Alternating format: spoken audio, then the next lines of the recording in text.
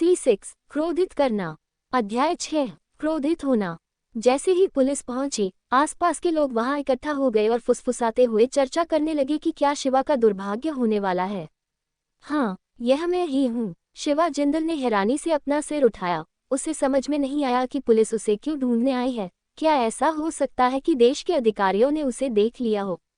ऐसा नहीं हो सकता। अगर ऐसा होता तो जो लोग भेजे जाते वे गुप्त विशेष बल होते। इसके अलावा यह अचानक रात में छापा मारने जैसा होता तो ये 3 छोटे पुलिसकर्मी कैसे हो सकते हैं? पुलिस अधिकारी ने अपना बैज दिखाया और ठंडे अहंकार के साथ कहा, मैं पश्चिम क्षेत्र पुलिस विभाग का दरोगा सुरेश हूँ। किसी ने सूचना दी है कि आप एक संदिग्ध हैं जिसने युवकों की पिटाई की और उनकी हत्या कर दी। अभी हम आपको जांच में सहायता करने के लिए तुरंत पुलिस स्टेशन लाना चाहते हैं। तो यह क्या हो रहा है? शिवा को तुरंत समझ आ गया। ऐसा लगता है कि यह भागने वाले राघव की कुटिल योजना थी। अपराधी अंडरवर्ल्ड ने वास्तव में पुलिस को अपने काम के लिए लगा रखा था। पाजी जो किनारे पर खड़ा था, घबरा गया और जल्दी से समझाने के लिए आगे बढ़ा, मेरे पुलिस मित्रों, आप लोग गलत व्यक्ति को गिरफ्तार कर रहे हैं। वह राघव और कई गुंडे थे जो मनमाने ढंग से सुरक्षा शुल्क वसूल रहे थे। शिवा ने पहले जो किया वह आत्मरक्षा थी। हमने गलत व्यक्ति को गिरफ्तार किया है या नहीं, हम स्वाभाविक रूप से स्पष्ट रूप से जांच करेंगे। मैंने देखा कि कार्तिक सर के बेटे को इस हद तक पीटा गया कि उसने खून उगल दिया, फिर भी मुझे इस आदमी को किसी भी तरह से चोट नहीं लगी। सुरेश ने बोलना समाप्त कर दिया और अब ओल्डली का मनोरंजन नहीं किया। उसने शिवा जिंदल को हिरासत में लेने के लिए 2 पुलिसकर्मियों को आगे आने के लिए अपना हाथ लहराया। शिवा जिंदल ने विरोध नहीं किया। हथकड़ी लगने के बाद उसने बस थोड़ी सियाह भरी, फिर पाजिया से कहा, चिंता मत करो, मैंने ऐसा कुछ नहीं किया जिसके लिए मुझे दोषी ठहराया जाना चाहिए। यह कोई बड़ी बात नहीं है। मेरी इस मटन कटार की दुकान की देखभाल करने में मेरी मदद करो। अगर मैं अंधेरा होने पर वापस नहीं आ पाया तो इसे वापस घर ले जाने में मेरी मदद करो। बकवास मत करो, जल्दी करो और चलो, सुरेश ने सख्ती से कहा। बूढ़ा ली अभी भी और बात करना चाहता था, लेकिन वह ये भी जानता था कि वह कोई मदद नहीं कर पाएगा और शिवा जिंदल को पुलिस द्वारा गिरफ्तार होते और पुलिस की गाड़ी में प्रवेश करते देख वह केवल कड़वी आहें ही भर सकता था। सुरेश और गिरोह द्वारा शिवा जिंदल को ले जाने के बाद स्थानीय तस्करों ने आखिरकार जोर जोर से गालियां देनी शुरू कर दी और कहा कि कोई और नहीं बल्कि पुलिस और अंडरवर्ल्ड बॉस खलनायकों की मिलीभगत है, या सरकार और अपराधी एक ही परिवार है, और ऐसी ही बातें। हालांकि पुलिस के सामने वे कभी भी ये शब्द कहने की हिम्मत नहीं कर पाए। पुलिस स्टेशन में लाए जाने के बाद शिवा जिंदल को तुरंत पूछताछ कक्ष में खींच लिया गया। इस बेहद सख्त कमरे में शिवा जिंदल ने उत्सुकता से चारों ओर देखा। सच कहूं तो वह पहले भी कई बार पुलिस स्टेशन जा चुका था, लेकिन अपराधी के तौर पर यह उसका पहला मौका था। सुरेश ने अपने 2 मजबूत पुलिस अधीनस्थों को कमरे में बुलाकर ठंडी हंसी के साथ कहा, अपने खाली चेहरे को देखो, तुम्हारे पास अभी भी इस कमरे में देखने के लिए फुर्सत है। जब मैं बाद में तुम्हें देखने के लिए वापस आऊंगा तो देखूंगा कि क्या तुम्हारा मूड अभी भी ऐसा ही है। ऐसा कहकर उसने जोर से दरवाजा बंद किया और चला गया। शिवा जिंदल बिना चिंतित दिखे बैठ गया। उसने शांति से उन 2 पुलिसकर्मियों की ओर देखा जो उसके सामने बैठे थे। उन्होंने उसे लालच भरी नजरों से देखा, जैसे कि वे किसी शिकार को घूर रहे हों। एक बड़ी मूंछों वाले पुलिस वाले ने पूछना शुरू किया, नाम? शिवा जिंदल। लिंग? पुरुष। शिवा जिंदल ने मुस्कुराते हुए सवालों का जवाब दिया। आयु? 24। जन्म स्थान? नासिक है। कौमा। सरल लेकिन परेशान करने वाले सवालों की एक श्रृंखला के बाद शिवा जिंदल पहले की तरह शांत और संयमित रहा और उसने धैर्यपूर्वक उत्तर दिया। उसने खुशी खुशी जवाब दिया, भले ही वह अब तक का सबसे बेवकूफाना सवाल था, जिससे अप्रत्याशित रूप से 2 पुलिसकर्मी चिढ़ गए। सुरेश से उन्हें जो आदेश मिला था वह था शिवा जिंदल से निपटने का कोई कारण ढूंढना, क्योंकि वह इतना सहयोगी था। वह सभी संदिग्धों के लिए एक आदर्श कहलाने का हकदार था। वे उसे पीड़ित करने का औचित्य कैसे खोजेंगे? अंत में काले रंग के दूसरे पुलिस वाले को कुछ सूझा और उसने पूछा, आज तुमने बाजार में 6 युवकों की पिटाई की, क्या ऐसी कोई बात है? जो हुआ वह ये नहीं था कि मैंने उन्हें पीटा, बल्कि वे मुझसे सुरक्षा शुल्क वसूलने की कोशिश कर रहे थे। उन्होंने पहले जबरन वसूली की। मुझे आत्मरक्षा का अधिकार है। शिवा जिंदल ने जवाब दिया। मुझे ये स्पष्ट नहीं है कि उन्होंने सुरक्षा शुल्क लिया या नहीं, लेकिन आपने पहले कदम उठाया था, है न? बड़ी मूंछों वाले पुलिसकर्मी ने दुर्भावनापूर्ण ढंग से मुस्कुराते हुए पूछा। हाँ, शिवा जिंदल ने ईमानदारी से सिर हिलाया। हालांकि मेरा मानना है कि इस मामले में गलती मेरी नहीं है। सबसे खराब स्थिति में हम पर मुकदमा भी हो सकता है। मुकदमा लड़ रहा हूँ। एक मटन कबाब बेचने वाला काले चेहरे वाला पुलिसकर्मी तिरस्कार के साथ फुसफुसाया। उसने एक फॉर्म निकाला और हस्ताक्षर लाइन की ओर इशारा करते हुए कहा, अपना नाम वहां लिखो, ये दर्शाते हुए कि तुम अपने अपराधों को स्वीकार करते हो। इसके अलावा पीड़ितों के उचित मुआवजे का भुगतान करो। शिवा जिंदल ने उस पर एक नज़र डाली। ये वास्तव में अपराध की दलील देने का एक पूर्व तैयार फॉर्म था। विभिन्न प्रकार के आरोप जोड़े गए थे जो उसे आधे जीवन के लिए जेल में बैठने के लिए पर्याप्त थे। शिवा जिंदल की अभिव्यक्ति चंचल हो गई क्योंकि वह ठंडी हंसी हंसते हुए बोला, अधिकारी, ये बात, मुझे लगता है कि यह कानूनी नहीं है। मैंने कुछ भी स्वीकार नहीं किया और अचानक इतने सारे आपराधिक आरोप सामने आ गए। काले चेहरे वाले पुलिसकर्मी ने मेज पर जोरदार तमाचा मारा। क्या आप हमारी ईमानदारी पर सवाल उठा रहे हैं, ये सोचकर कि हमने आपके खिलाफ झूठे सबूत पेश किए हैं? क्या आप जानते हैं कि आप अभी कहाँ हैं? मैं सिर्फ सच बोल रहा हूँ। शिवा जिंदल अपने दिल में समझ गया, ये दोनों उससे अपराध करवाने के लिए दृढ़ थे। अनजाने में उसकी आंखों में ठंडक के निशान दिखाई दिए। दोनों पुलिसवालों को स्वाभाविक रूप से पता था कि शिवा जिंदल इस दस्तावेज पर हस्ताक्षर नहीं करेंगे। कोई भी सामान्य व्यक्ति जो पढ़ सकता है, वह स्वेच्छा से आधे जीवन के लिए जेल में नहीं जाएगा। इस दस्तावेज को बाहर लाने का केवल एक ही कारण है, शिवा जिंदल को क्रोधित करना। जाहिर है वे सफल रहे। बेटे, तुम जो कर रहे हो वह हमारी जांच में सहयोग नहीं करना है। क्या तुम जानते हो कि इसके परिणाम क्या होंगे? बड़ी मूंछें खड़ी हो गईं और धीरे धीरे अपनी मुठियां चटकाते हुए शिवा जिंदल के पीछे चली गईं।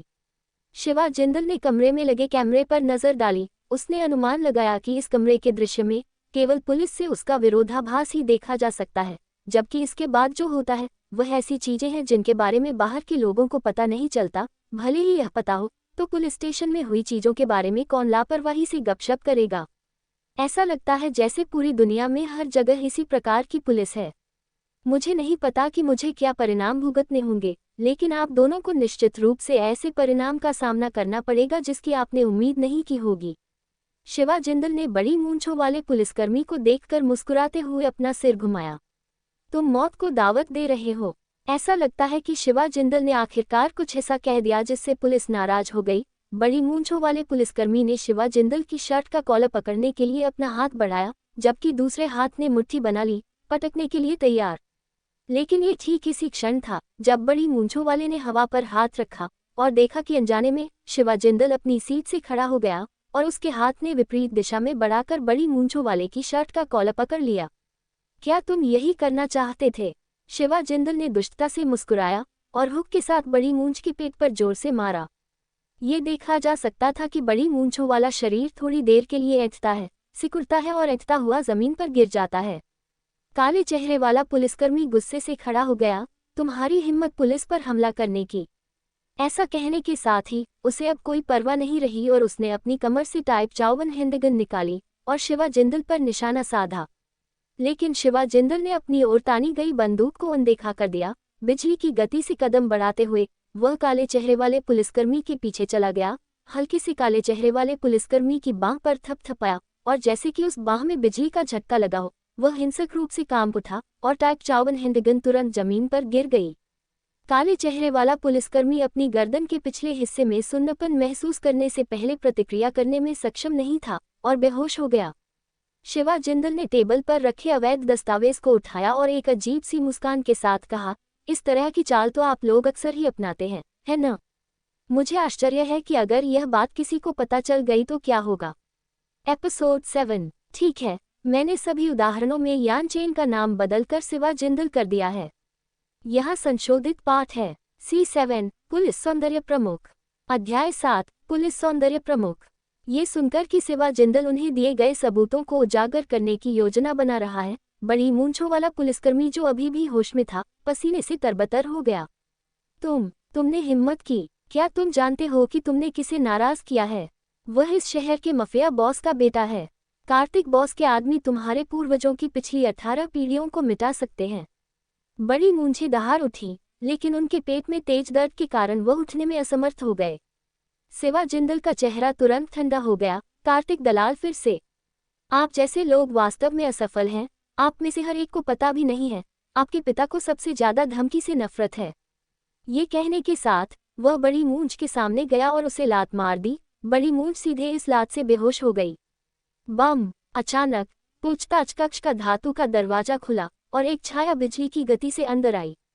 रुको! एक स्पष्ट किंतु सख्त आवाज उसके कानों में घुसी। शिवा जिंदल घबराहट में घूमा। प्रवेश करने वाले व्यक्ति को देखकर उसकी आंखों में एक चमक चमक उठी।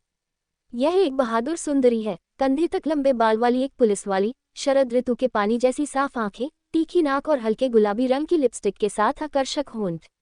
पहली नज़र में ये चेहरा किसी कोरियाई सेलिब्रिटी जैसा लग रहा था जिसने एक बेहतरीन प्लास्टिक सर्जरी करवाई हो, लेकिन ध्यान से देखने पर उसकी हड्डियों से एक वीरता की हवा निकलती हुई महसूस की जा सकती थी। वह उन तथाकथित मशहूर हस्तियों से कई गुना सुंदर थी और 100% उसे एक खूबसूरत पुलिस वाली माना जा सकता है।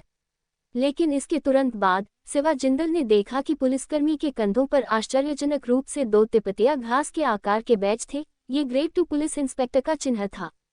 शिवा जिंदल को तुरंत समझ में आ गया कि यह युवा और खूबसूरत पुलिसकर्मी जो एक फिल्म स्टार की तरह दिखती थी, वास्तव में पश्चिम क्षेत्र पुलिस विभाग की प्रमुख थी, जो शक्तिशाली हुआक्सिया देश की एक वास्तविक कर्मी थी। उस समय शालिनी शर्मा बहुत बुरे मूड में थी। हाल ही में बैंक डकैती के मामले के लिए एक बैठक समाप्त हुई थी जिसने उसे सिरदर्द दे दिया जब उसे अचानक एक रिपोर्ट मिली कि उसके पूछताछ कक्ष में एक संदिग्ध पुलिस को पीट रहा था। यह निश्चित रूप से उसके अधिकार को कम आंकना था। तुम अपने हाथ अपने सिर के पीछे रखो और दीवार के सहारे खड़े हो जाओ, शालिनी ने शिवा की ओर इशारा करते हुए सख्ती से चिल्लाया। शिवा ने उसे परखा। उसके दिल में ये देखकर बहुत अच्छा लगा कि वर्दी कितनी अच्छी होती है। कोई आश्चर्य नहीं कि अतीत में उसके साथ रहने वाले कई लोगों ने अपने साथियों को काम करने से पहले विभिन्न वर्दी पहनाई थी। उस समय महिला ब्यूरो चीफ के आदेशों को सुनकर बिना उसका पालन किए या इनकार किए वह मुस्कुराया। सुंदर और महान ब्यूरो चीफ, मुझे लगता है कि बेहतर होगा कि आप पहले इस चीज को देखें। ऐसा कहते हुए उसने अपने हाथों में मौजूद दस्तावेज को पुलिसकर्मी की ओर फेंक दिया। शालिनी एक आवेगी व्यक्ति नहीं थी, अन्यथा वह पश्चिम क्षेत्र के पुलिस विभाग के ब्यूरो चीफ के पद पर नहीं बैठ पाती। चाहे उसकी पृष्ठभूमि कितनी भी मजबूत क्यों न रही हो, ये कभी भी पर्याप्त नहीं होता। इसलिए जब उसने शिवा जिंदल के शांत और संयमित भाव को देखा तो उसे लगा कि चीजें वैसी नहीं थी जैसी दिख रही थी। उसने हैरानी से दस्तावेज को पकड़ा और उस पर कुछ नजरें डाली। धीरे धीरे कयान के कोमल, सुंदर और वीर चेहरे पर बर्फ की एक परत दिखाई दी और उसने गुस्से से जमीन पर बड़ी मूंछों और काले रंग के पुलिसकर्मियों पर एक नजर डाली। बर्फीली आवाज में उसने शिवा जिंदल से कहा, क्या मैं आपका नाम जान सकती हूँ, मिस्टर? उपनाम जिंदल है, नाम शिवा जिंदल है। मैं शालिनी शर्मा, पश्चिम क्षेत्र पुलिस विभाग की ब्यूरो प्रमुख हूँ। मैं अपने अधीनस्थों की गलतियों के लिए माफी मांगना चाहती हूँ, लेकिन आपने कानून प्रवर्तन कर्मियों को पीटा है, इसलिए आपको हिरासत में लिया जाना चाहिए। आपको चुप रहने का अधिकार है और आपके पास अपनी ओर से बोलने के लिए एक वकील रखने का भी अधिकार है। इस परिस्थिति में कि कोई भी आपकी जमानत का भुगतान नहीं करता है, आपको रिहा होने से पहले 48 घंटे बीतने चाहिए। शालिनी ने बोलना समाप्त किया और शिवा के कुछ भी कहने की प्रतीक्षा किए बिना उसने तुरंत कई पुलिसकर्मियों को 2 बेहोश लोगों को बाहर निकालने का आदेश दिया। फिर एक जटिल भाव के साथ उसने शिवा की ओर देखा और धातु का दरवाजा बंद कर दिया।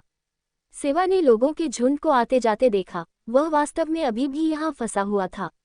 वह खुद को रोक नहीं पाया और जोर जोर से हंसने लगा। वकील से अनुरोध करने लगा, किसी से जमानत देने का अनुरोध करने लगा। उसके पास तो सेलफोन भी नहीं है, वह किससे अनुरोध करने जा रहा है? ऐसा लगता है कि उसे पूरे 48 घंटे इस छोटे से कमरे में रहना था। कमरे के बाहर शालिनी ने सुरेश को देखा जो ठंडे पसीने से भरे सिर के साथ आया था। वह सिकोड़ते हुए कहा, सुरेश, आज आपने जो कुछ किया, मैं महीने के अंत के मूल्यांकन के दौरान रिपोर्ट करूंगी। आप अच्छे भाग्य के लिए प्रार्थना करें। ये कहकर सुरेश को छोड़कर, जिसके पैर कांप रहे थे, वह अपने कार्यालय में लौट आई। अपने दफ्तर में वापस आकर शालिनी ने आराम करना नहीं छोड़ा। हालांकि उसे पुलिस में भर्ती हुए ज्यादा साल नहीं हुए थे, लेकिन उसकी तेज इंद्रियों ने उसे कई बड़े मामलों को उजागर करने में मदद की। इस बार भी उसे कुछ अजीब लगा। शिवा जिंदल नाम के युवक से उसे वास्तव में एक रहस्यमय दबाव महसूस हुआ। वह लड़का निस्संदेह इतनी मासूमियत से मुस्कुरा रहा था। आखिर उसे किस बात का डर था? शालिनी को गर्व था। उसे सब कुछ अपनी मुट्ठी में रखने का एहसास अच्छा लगता था, इसलिए उसने तुरंत अपने हाथों में मौजूद जानकारी को काम में लाया और शिवा से संबंधित फाइलों की खोज की। बहुत जल्दी शिवा जिंदल की प्रोफाइल शालिनी को मिल गई और शिवा जिंदल के बारे में जानकारी उम्मीद से ज्यादा नहीं थी। शालिनी ने कुछ ही बार देखा, इससे पहले कि उसे एहसास हुआ इस प्रोफाइल में बहुत सारी विचित्रताएं थीं। 5 साल की, माता पिता से भटक गया, बाल तस्करों द्वारा विदेश लाया गया, एक दयालु दंपत्ति द्वारा गोद ली गई। 23 साल की, संयुक्त राज्य अमेरिका के हार्वर्ड विश्वविद्यालय के मार्केट एंड मैनेजमेंट स्टडीज से मास्टर डिग्री के साथ स्नातक की उपाधि प्राप्त की और उसी वर्ष वापस लौट आया। इस हास्यास्पद रूप से सरल प्रोफाइल के अंत में वास्तव में शिवा जिंदल और हार्वर्ड विश्वविद्यालय की महिला प्रधानाध्यापक एम्मा चारल की स्कूल में एक तस्वीर थी, जिसमें हार्वर्ड के विशिष्ट लाल रंग के परिसर और आकर्षक विश्वविद्यालय का प्रतीक था। तस्वीर में शिवा जिंदल एक विद्वान की तरह दिख रहे थे और फोस्टर के साथ एक शानदार मुस्कान साझा कर रहे थे। पुलिस विभाग के डाटाबेस में बेशक फोटोशॉप की गई तस्वीरें नहीं होंगी, लेकिन शालिनी को अभी भी ऐसा लग रहा था कि उसे बेवकूफ़ बनाया जा रहा है। भाड़ में जाए हार्वर्ड यूनिवर्सिटी की मास्टर डिग्री। अगर वह वाकई हार्वर्ड यूनिवर्सिटी का छात्र है तो वह बाजार में मटन स्क्यूअर क्यों बेच रहा होगा। साथ ही एक दयालु जोड़े द्वारा गोद लिए जाने के बाद क्या हुआ? बीच में 10 साल से ज्यादा का समय था, वह कॉलेज से सीधे ग्रेजुएशन में कैसे पहुंच गया? हालांकि बहुत जल्दी शालिनी शांत हो गई। पुलिस के सूचना डेटाबेस को स्वाभाविक रूप से किसी के द्वारा बेतरतीब ढंग से नहीं बदला जा सकता है। हर व्यक्ति की प्रोफाइल अधिकारियों द्वारा डाली गई थी, क्योंकि शिवा जिंदल की इस प्रोफाइल में इतनी सारी खामियां थीं कि यह हास्यास्पद था कि ऐसा हो सकता है, तो इसके अपने कारण होने चाहिए। लेकिन पुलिस विभाग के उच्च स्तर ने इस प्रोफाइल को क्यों डाला? शालिनी ने तुरंत 2 संभावनाओं के बारे में सोचा। सबसे पहले, शिवा जिंदल की पहचान बहुत खास थी और उसे देश स्तरीय गुप्त कर्मियों के रूप में वर्गीकृत किया जा सकता है, उदाहरण के लिए सुरक्षा ब्यूरो की गुप्त सेवा। दूसरा, शिवा जिंदल की पहचान फिर से बहुत खास थी, हालांकि इसे एक विशेष व्यक्ति के रूप में वर्गीकृत किया गया था जिसके बारे में देश लोगों को पता लगाने के लिए तैयार नहीं था। शालिनी ने पहली संभावना को तुरंत खत्म कर दिया। अगर वह सुरक्षा ब्यूरो की गुप्त सेवा का था, तो जानकारी को अतुलनीय रूप से विस्तृत होना चाहिए। इस तरह से ये संदेह को आकर्षित नहीं करेगा। इसलिए शिवा जिंदल को केवल एक विशेष व्यक्ति के रूप में वर्गीकृत किया जा सकता है। इस हद तक कि उच्च स्तर के लोग खुलासा करने के लिए तैयार नहीं थे, फिर भी वे विशेष रूप से कवर करने के लिए तैयार नहीं थे, बस इसे दिखावे के लिए एक खाली खोल के रूप में छोड़ दिया। यह अकाट्य तथ्य था, शालिनी केवल एक पुलिस अधिकारी नहीं थी, वह एक सुंदर महिला थी, लेकिन सबसे महत्वपूर्ण बात, वह जिज्ञासा से भरा दिल वाली महिला थी। इस तरह की पहचान वाले किसी व्यक्ति की ओर शालिनी स्वाभाविक रूप से आकर्षित थी। बस एक पल में शालिनी के दिल में शिवा जिंदल एक कुख्यात डाकू, एक अंतर्राष्ट्रीय स्तर पर वांछित अपराधी, गोल्डन ट्रायंगल के ड्रग लॉर्ड, एक पागल वैज्ञानिक और कई अन्य पहचानों में बदल गया। एक बात जो पुष्टि की जा सकती थी वह थी, ब्यूरो चीफ कई को शिवा जिंदल में दिलचस्पी थी। जैसे ही शालिनी इस संदिग्ध व्यक्ति की पृष्ठभूमि की जांच करने पर विचार कर रहा था, दरवाजा खटखटाया गया। अंदर आए। एक निष्पक्ष और स्पष्ट चेहरे वाला युवा पुलिसकर्मी एक चापलूसी भरी मुस्कान के साथ अंदर दाखिल हुआ। पुलिसकर्मियों के दिलों में उनके ब्यूरो चीफ न केवल एक सुपर सुंदरी थी, वह एक बुझती हुई पुजारिन प्रकार का चरित्र भी थी। एक धीमी आवाज के साथ उन्होंने बताया, ब्यूरो चीफ, रॉयज़ादा कंपनी वकील विक्रांत वालिया शिवा जिंदल नामक संदिग्ध को जमानत देना चाहते हैं। अध्याय 8, गुलदाउदी चाय। शिवा जिंदल पुलिस स्टेशन से हैरानी में बाहर चला गया। उसे कोई अंदाजा नहीं था कि यह वकील, जो एक पूर्ण अजनबी था, उसे क्यों जमानत दे रहा था। इसके अलावा पुलिस के रवैये से वह बता सकता था कि इस वकील का गहरा इतिहास था। पुलिस स्टेशन के प्रवेश द्वार पर भूरे बालों से भरे सिर वाले वकील विक्रांत ने सुनहरे फ्रेम वाला चश्मा पहना हुआ था और गरिमापूर्ण तरीके से शालिनी से हाथ मिलाया। ब्यूरो चीफ, शालिनी को सहयोग करने के लिए बहुत बहुत धन्यवाद। ब्यूरो चीफ के जैसे युवा व्यक्ति को पश्चिम क्षेत्र के पुलिस विभाग में ऐसा पद संभालते देखना दुर्लभ है। निश्चित रूप से एक महान व्यक्ति में महान उदारता होती है। उस पल शालिनी का चेहरा संयमित और शांत था। उसके खूबसूरत चेहरे पर एक ठंडी औपचारिक मुस्कान थी। वकील विक्रांत, नासिक के वकीलों के क्षेत्र में एक वरिष्ठ है। हम युवा पीढ़ी के लोगों को आपके साथ उचित सम्मान के साथ पेश आना चाहिए। हालांकि उसने ये शब्द वकील विक्रांत से कहे थे, शालिनी की नज़र अनजाने में शिवा जिंदल की ओर मुड़ गई, जो आलस से अपने पैर खींच रहा था। शालिनी ने कभी नहीं सोचा होगा कि विक्रांत वालिया का यह अचानक आना शिवा जिंदल को बचाने के लिए था। हालांकि विक्रांत ने ये नहीं बताया कि पृष्ठभूमि में उसका नियोक्ता कौन था, लेकिन जो कोई इस पुराने अनुभवी वकील से अनुरोध करने में सक्षम था, वह निश्चित रूप से नासिक शहर में प्रसिद्ध और बुद्धिमान व्यक्ति था। ऐसा कोई व्यक्ति वास्तव में बाजार के मटन कटार विक्रेता शिवा जिंदल के लिए आगे आया। ऐसा लग रहा था कि उसका अनुमान सही था। शिवा जिंदल की पृष्ठभूमि साधारण नहीं थी।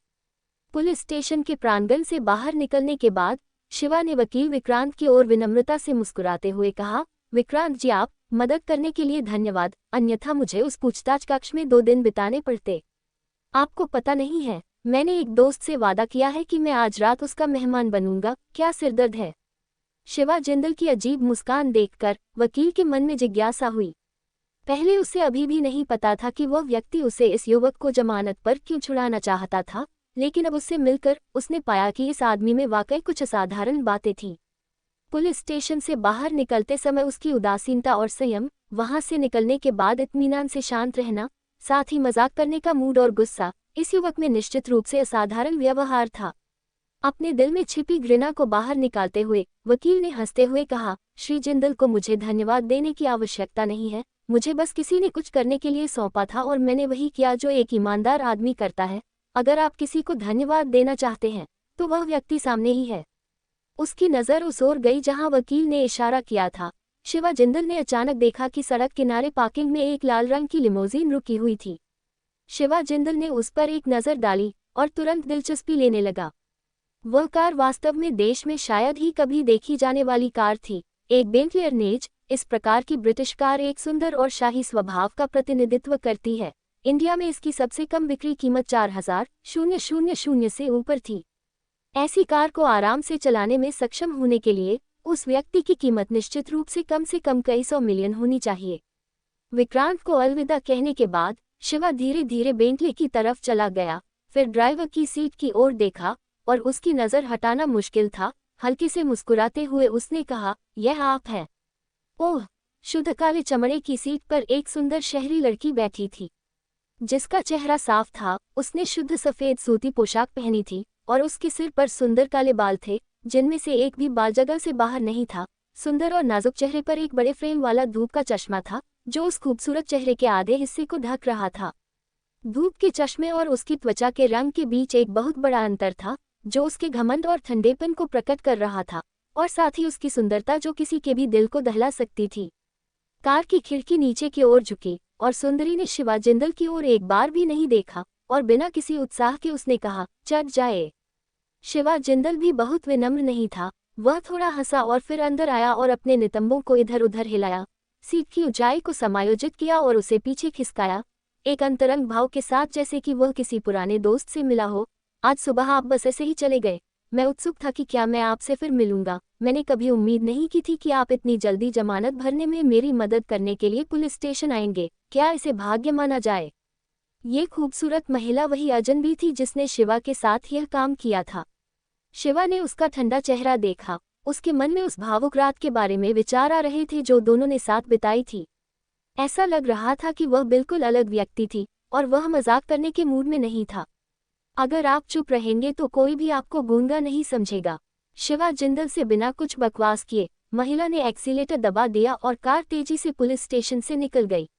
लगभग 10 मिनट बाद वे पश्चिमी क्षेत्र के सार्वजनिक चौक के पास एक कॉफी शॉप पर रुके।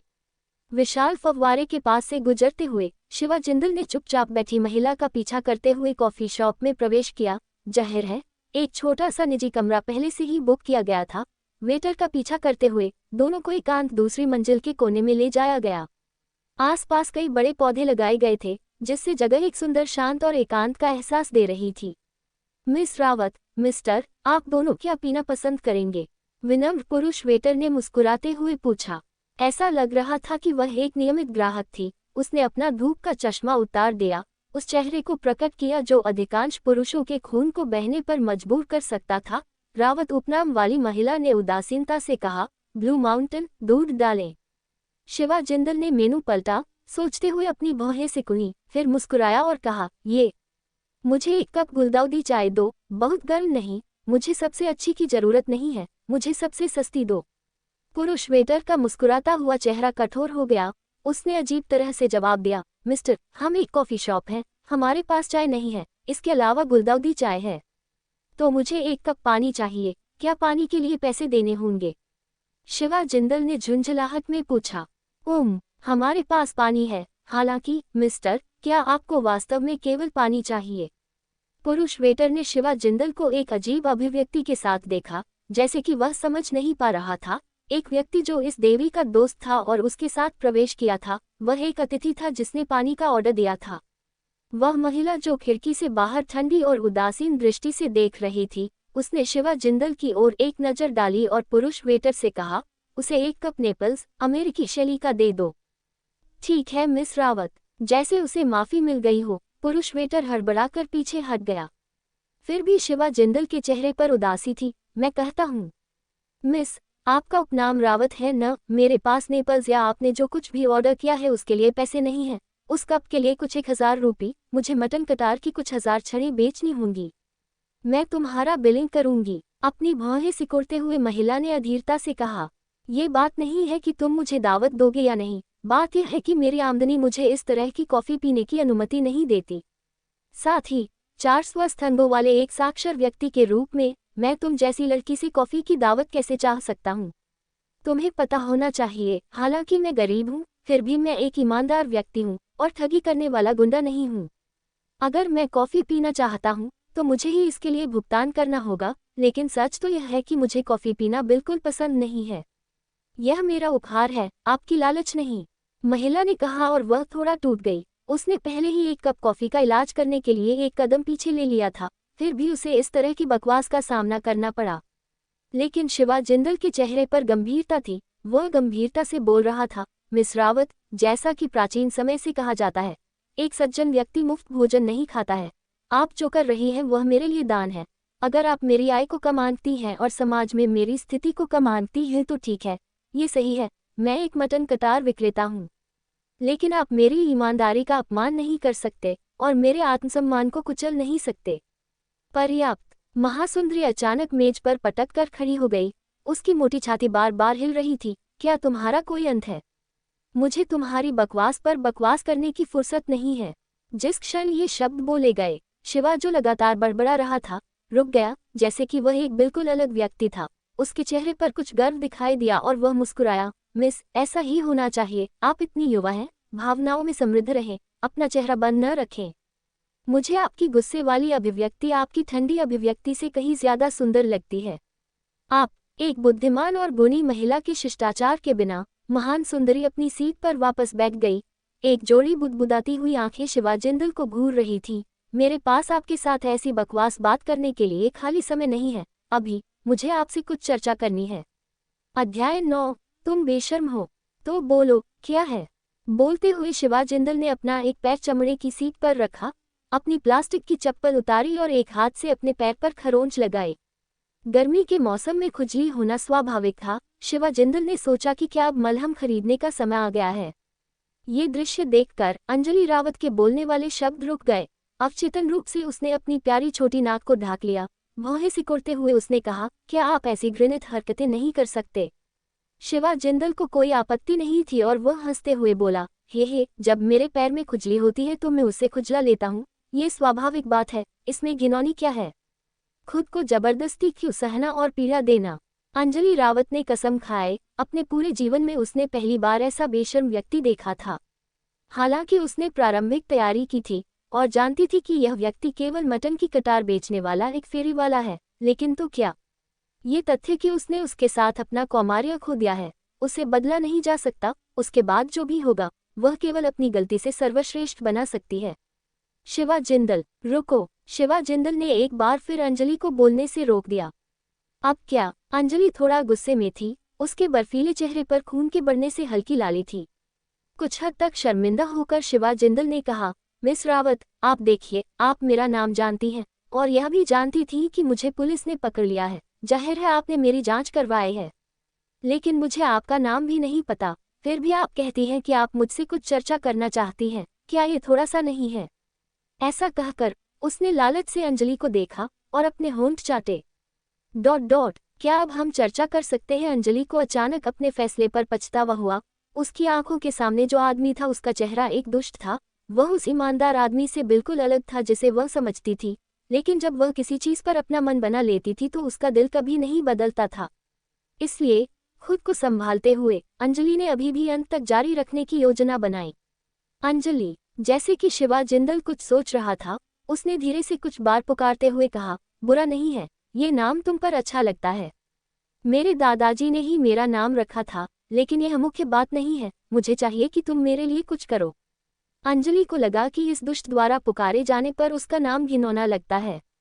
शिवा ने अंजलि को देखते हुए सावधानी बरती। वह, मिस रावत, आप यह नहीं चाहती कि मैं जमानत का भुगतान करने में मदद करने के लिए ऋण की प्रतिपूर्ति करूं? मेरे पास पैसे नहीं हैं, केवल एक खराब जीवन है। शिवा जिंदल को स्पष्ट रूप से दयनीय नजर से देखते हुए अंजलि को मूर्खता का एहसास हुआ और वह उस पर एक और नजर डालने के लिए आलसी थी। उसने अपना सिर घुमा लिया और कहा, मुझसे शादी कर लो। क्या, मुझसे शादी कर लो? अंजलि का गुलाबी चेहरा ऐसा लग रहा था जैसे उसमें से रस बह सकता है। वह खुद को दोहरा रही थी, उसकी आवाज मच्छर की तरह धीमी थी। शिवा को अब भी संदेह था कि उसने गलत सुना है। बहुत सावधानी से उसने अपना कान आगे किया और भारी स्वर में पूछा, मिस रावत, क्या आप स्पष्ट बोल सकती हैं? मुझे ऐसा क्यों लग रहा है कि मैं कुछ गलत सुन रहा हूँ? तुम कुछ सुन नहीं रही हो। ऐसा लग रहा था कि अंजलि दृढ़ निश्चयी थी और एक ठंडे उदासीन चेहरे पर लौट आए और बोली, मैंने कहा था, मैं चाहती हूँ कि तुम मुझसे शादी करो। तुरंत शादी कर लो। जब एक के बाद एक शब्द शिवा जिंदल के कानों में पहुंचे तो शिवा के पास ये स्वीकार करने के अलावा कोई विकल्प नहीं था कि उसने कुछ नहीं सुना, और वह कड़वी मुस्कान के साथ यह कहने से खुद को नहीं रोक सका, मिस रावत, यह आपकी ओर से बहुत लापरवाही है न? आप यह नहीं कह सकती कि आप मुझसे शादी करना चाहती हैं सिर्फ इसलिए कि आप एक बार मेरे साथ बिस्तर पर आई थी, है न?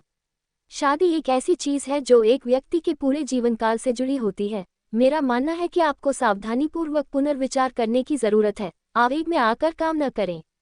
इस बार शिवा जिंदल ने उसके साथ मजाक नहीं किया, बल्कि ईमानदारी और गंभीरता से रावत रोक्सी से बात की, उम्मीद करते हुए कि वह समझ सकेगी।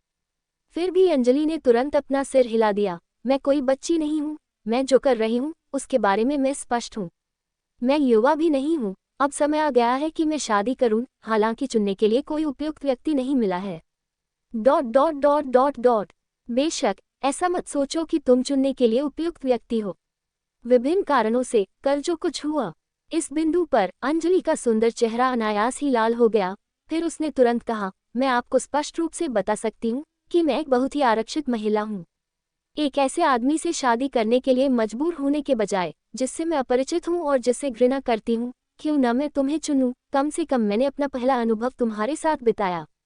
शिवा ने एक पल के लिए गहरी गुनगुनाहट की, फिर एक ठंडी मुस्कान के साथ उसने कहा, मिस रावत, मैं समझता हूँ कि आपका क्या मतलब है। आप जो शादी करना चाहती हैं वह केवल दिखावे के लिए है। आपको एक पुरुष नायक के रूप में किसी ऐसे व्यक्ति की जरूरत है जो आपके अनुरूप हो। अन्य उम्मीदवारों की तुलना में मुझे नियंत्रित करना सबसे आसान लगता है ना? अपनी योजना के बारे में बोलते हुए अंजलि कुछ असहज महसूस करने से खुद को नहीं रोक पाए, लेकिन उसने इनकार नहीं किया और सिर हिलाया और कहा, शिवा जिंदल, मैं गारंटी दे सकती हूँ, अगर तुम मेरी बात मानोगे तो 3 साल बाद, ज्यादा से ज्यादा 3 साल बाद, जब मेरा करियर स्थिर हो जाएगा तो हम अलग हो जाएंगे। तुम्हें कोई बोझ या जिम्मेदारी उठाने की जरूरत नहीं है। इसके अलावा मैं तुम्हें एक बड़ा इनाम दूंगी जो तुम्हारे मटन स्क्यूअर स्टॉल से भी ज्यादा है, जो 10 जन्मों में भी नहीं मिल पाएगा। मिस रावत, शिवा जिंदल का चेहरा ठंडा लग रहा था। उसने मजाकिया अंदाज में कहा, ऐसा लगता है कि आप एक बात पूरी तरह से नहीं समझती हैं। हालांकि मैं गरीब हूँ और हालांकि मैं मटन की कतार बेचता हूँ, लेकिन इसका मतलब यह नहीं है कि मैं पैसे के लिए किसी ऐसी महिला का पति बनूंगा जिसके प्रति मेरी कोई भावना नहीं है, भले ही वह नकली हो। आप मुझे पाखंडी, बेवकूफ़ या खुद को ज्यादा आंकने वाला कह सकते हैं, लेकिन मैं एक इंसान के तौर पर गुस्सैल नहीं हूँ, लेकिन मैं जिद्दी हूँ। मेरे अपने सिद्धांत हैं। मेरी डिक्शनरी में नकली शादी जैसा कोई शब्द नहीं है। अंजलि ने वास्तव में उम्मीद नहीं की थी कि एक बदबूदार आदमी जो इतना तुच्छ था कि वह और अधिक तुच्छ नहीं हो सकता था, उसके अनुरोध को अस्वीकार कर देगा, भले ही ये केवल एक नकली शादी हो। क्या ऐसा हो सकता है कि वह नहीं जानता पूरे नासिक शहर में कितने सुंदर और प्रतिभाशाली पुरुष उससे संपर्क करना चाहते हैं, फिर भी सभी विचार से बाहर हैं। फिर भी शिवा जिंदल ने अपनी बात जारी रखी। उसने कहा, अगर तुम सच में एक संकोची महिला हो और यह स्वीकार करने में असमर्थ हो कि तुम्हारी पवित्रता छीन ली गई है, तो मैं तुम्हारे साथ सहानुभूति रखता हूँ। मुझे इस बात का दुख और अपराध बोध है। अगर तुम तैयार हो तो मैं तुम्हें पूरी ईमानदारी से लुभाऊंगा, जब तक कि तुम मुझे सच में पसंद न कर लो। इस तरह अगर हम शादी कर लेते हैं तो मैं इसे स्वीकार कर सकता हूँ। जहाँ तक इस बात का सवाल है कि क्या मैं तुम्हें सच में अपने दिल से प्यार करूंगा, तुम्हें कोई संदेह नहीं होना चाहिए। मेरा मानना है कि कोई भी साधारण आदमी तुम्हारे आकर्षण को अस्वीकार नहीं कर सकता। हालांकि तुम बस ये चाहती हो कि मैं तुम्हारे करियर की ढाल बनूं, 3 साल तक तुम्हारा पति बनकर रहूं। मैं, शिवा जिंदल, इसे स्वीकार करने में असमर्थ हूं। मुझे प्रपोज करो। मुझे प्रपोज करने के लिए तुम किस पर भरोसा करोगी? तुम्हारे मटन स्क्यूअर्स। अंजलि सच में गुस्से में थी। वह इस आदमी के अहंकार को समझ नहीं पा रही थी। बचपन से लेकर अब तक ऐसा कोई आदमी नहीं आया जिसने उसके अनुरोध को अस्वीकार किया हो, लेकिन अप्रत्याशित रूप से आज एक चींटी जैसे आदमी ने उससे शादी करने से इनकार कर दिया। शिवा जिंदल अपने बदमाश अंदाज में लौट आया। उसने हे हंसते हुए कहा, देखिए, मैं बहुत सुंदर हूँ, बहुत मर्दाना हूँ। मैं जो मटन स्क्यूअर ग्रिल करता हूँ वो भी स्वादिष्ट होते हैं। मैं एक साधारण और कठिन जीवन जीता हूँ जिसमें एक पारंपरिक अच्छे आदमी के गुण हैं। सबसे महत्वपूर्ण बात यह है कि मैं महिलाओं के साथ बहुत अच्छा व्यवहार करता हूँ। अगर वह मेरी अपनी पत्नी होती तो मैं उसके साथ और भी बेहतर व्यवहार करता। बस अंजलि को डर था कि अगर उसने सुनना जारी रखा तो वह गुस्से से चली जाएगी। 100 मिलियन। मैं तुम्हारे 3 साल खरीदूंगी। ये पैसे का मामला नहीं है। 2 साल 100 मिलियन। रावत रोक्सी ने अपनी मांग कम कर दी और गुस्से से हौंकते हुए कहा। पहले की तरह शिवा जिंदल ने अपना सिर हिलाया। भले ही ये 10 बिलियन हो, ये काम नहीं करेगा। ये सिद्धांत का मामला है। क्या आप मानते हैं कि चूंकि मैं आपको पुलिस स्टेशन से बाहर जाने दे सकता हूँ, इसलिए मैं आपको अपने पूरे जीवन के लिए जेल में जाने दे सकता हूँ? अंजलि की आंखें लाल थीं। उसने अपने दिल में अन्याय महसूस किया और वह उग्रता से बोली। शिवा जिंदल जोर से हंसा। किस आधार पर? क्या ऐसा हो सकता है कि मिस रावत पुलिस को बताना चाहती है कि कल रात मैंने तुम्हारा बलात्कार किया था? मुझे साफ तौर पर याद है कि मिस रावत ने कई बार इसकी मांग की थी। तुम। अंजलि के बेदाग सफेद दांत उसके नर्म और कोमल होठों पर चुभ रहे थे। अन्याय और पीड़ा की भावना के आंसू अचानक उसकी आंखों से बह निकले। शिवा जिंदल, तुम बेशर्म हो। C10 किसी के जीवन में एक दाग। अध्याय 10 जीवन में एक दाग। यदि यह आधा साल पहले की बात होती और एक महिला शिवा जिंदल के सामने रोती, तो शिवा जिंदल बस यही सोचता कि दुश्मन के धुएं के बम से उसकी आंखों में जलन हो रही है, या यह उसे अपनी सुरक्षा कम करने के लिए एक प्रदर्शन था, या इससे भी अधिक संभावना ये थी कि उसे लुभाने के लिए यह एक सुंदर और दयनीय अभिनय था। लेकिन आज उसके सामने खड़ी सुंदर महिला का उससे संबंध था और ऐसा लग रहा था कि वह उसके शब्दों के कारण रो रही है। अनायास ही शिवा जिंदल ने अपने दिल में अपराध बोध की भावना महसूस की। हालांकि उसे लगा कि उसके शब्द गलत नहीं थे, लेकिन एक आधुनिक लड़की के लिए जिसने 20 से अधिक वर्षों से अपनी पवित्रता बनाए रखी है, ये वास्तव में कुछ हद तक क्रूर था। ठीक है, रो मत। मैं तुमसे माफी मांग लूंगा, है ना? शिवा जिंदल को बेचैनी महसूस हुई और उसने अपनी शर्ट की जेब को छुआ, लेकिन जब उसने छुआ तो वह खाली थी। तभी उसे याद आया कि उसने हाल ही में धूम्रपान छोड़ने का प्रयास किया था और उसने साथ लाने के लिए सिगरेट नहीं खरीदी थी। अंजलि का आंसू भरा खूबसूरत चेहरा असीमित सहानुभूति आकर्षित कर सकता था, लेकिन ये छोटी लड़की भी एक जिद्दी व्यक्ति है। 2 आंसू बहने के बाद उसने एक ऊतक निकाला और उन्हें पोंछ दिया, फिर बलपूर्वक सहन किया। लाल आंखों की एक जोड़ी के साथ उसने शिवा जिंदल को देखा और कहा, मैं तुमसे एक बार और पूछने जा रही हूँ, क्या तुम मुझसे शादी करने जा रहे हो? मैं कहता हूँ, मिस रावत, इस दिन और उम्र में एक सुंदर महिला द्वारा एक आदमी को अपना पति बनाने पर जोर देने का मामला अभी भी क्यों है? मैंने बहुत स्पष्ट रूप से कहा, मैं 3 साल तक इस तरह के उबाऊ खेल खेलने में आपकी सहायता नहीं करूंगा। शिवा जिंदल ने आह भरी और उठकर जाने का इरादा किया। इस बार अंजलि ने कुछ और नहीं कहा, उसकी आंखों में सिर्फ दुख की एक झलक दिखाई दी। एक सुन्ना भाव के साथ वह खड़ी हुई और सीधे कॉफी शॉप की दूसरी मंजिल की बालकनी की ओर चल दी। कॉफी शॉप की बालकनी काफी विशाल थी, जिसमें परिष्कृत मेजों के ऊपर धूप से बचने के लिए कई बड़ी छतरियां लगी हुई थीं। बालकनी में विभिन्न प्रकार के बोनसाई पौधे रखे हुए थे, जो एक ताज़ा और स्वच्छ एहसास दे रहे थे। शिवा जिंदल ने ये दृश्य देखा और उसकी पुतलियां सिकुड़ गईं। उसने ठंडी सांस ली और कहा, मिस रावत, ये संभव नहीं है कि सिर्फ इसलिए कि मैं आपसे शादी करने को तैयार नहीं हूँ, आप बालकनी से नीचे कूदने जा रही हैं, है ना? अंजलि ने जैसे कुछ भी नहीं सुना, बिना कुछ बोले वह बालकनी की ओर चलती रही। इसी तरह अंजलि धीरे धीरे बालकनी के किनारे पर पहुंची, लापरवाही से एक कुर्सी खींची, उस पर कदम रखा और गार्ड रेलिंग के करीब पहुंच गई।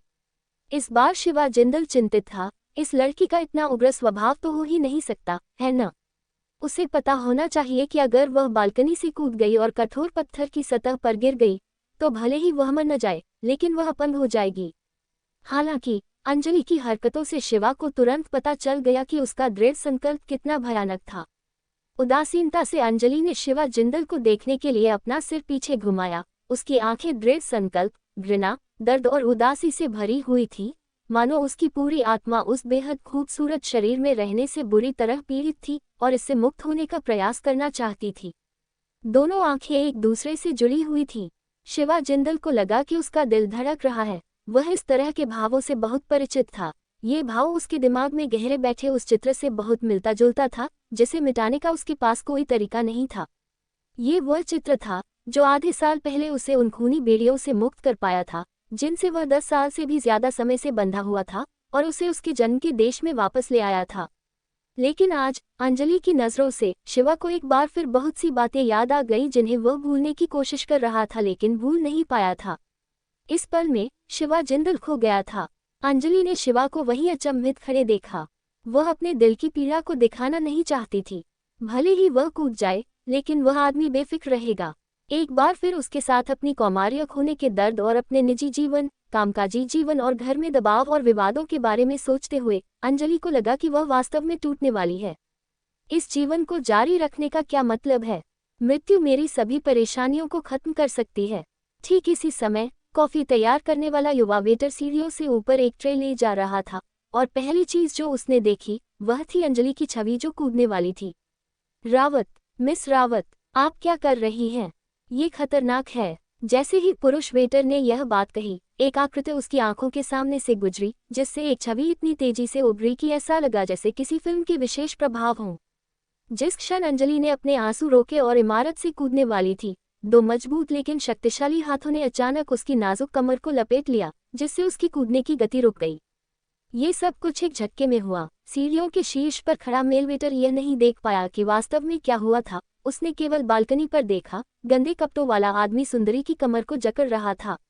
दोनों चुप थे क्योंकि वे लंबे समय तक बालकनी में चुपचाप खड़े रहे। बालकनी में लगे हरे पौधों पर और युवक युवती पर बिखरी हुई सूर्य की रोशनी ऐसा माहौल था जो सामंजस्य का एहसास कराता था और स्पष्ट कल्पनाएं पैदा करता था। उसी समय वेटर ने राहत की सांस ली। वह अंदर ही अंदर इस आदमी से ईर्ष्या करने लगा कि वह मिस रावत जैसी महान सुंदरी के साथ ऐसा रिश्ता बना सकता है। चुपचाप कॉफी नीचे रखने के बाद वह सीढ़ियों से नीचे चला गया। अंजलि को लगा कि वह एक झटके में नर्क से स्वर्ग में चली गई है। उसे नहीं पता था कि शिवा जिंदल इतनी जल्दी उसकी पीठ पर कैसे चढ़ गया। उसके पास इस बारे में सोचने का मूड भी नहीं था। वह केवल 2 झुलसाने वाली गर्म बाहों को अपनी कमर को कसकर पकड़े हुए महसूस कर सकती थी, इतनी कसी हुई कि उसे थोड़ा दर्द महसूस हुआ, जबकि उस आदमी की भारी सांसें धीरे धीरे उसके संवेदनशील कंधे पर चल रही थी। मुझे छोड़ दो, भले ही तुम मुझे अभी रोक दो, मैं फिर भी बाद में मर जाऊंगी। अंजलि का चेहरा लाल हो गया था, लेकिन वह फिर भी जिद्दी होकर बोली। शिवा जिंदल ने गहरी सांस ली, मानो वह अंजलि की बॉडी परफ्यूम का आनंद ले रहा हो। उसके शरीर से चमेली की हल्की महक आ रही थी, क्योंकि शिवा जिंदल ने बहुत सारे बेहतरीन परफ्यूम सूंघी है। उसे लगा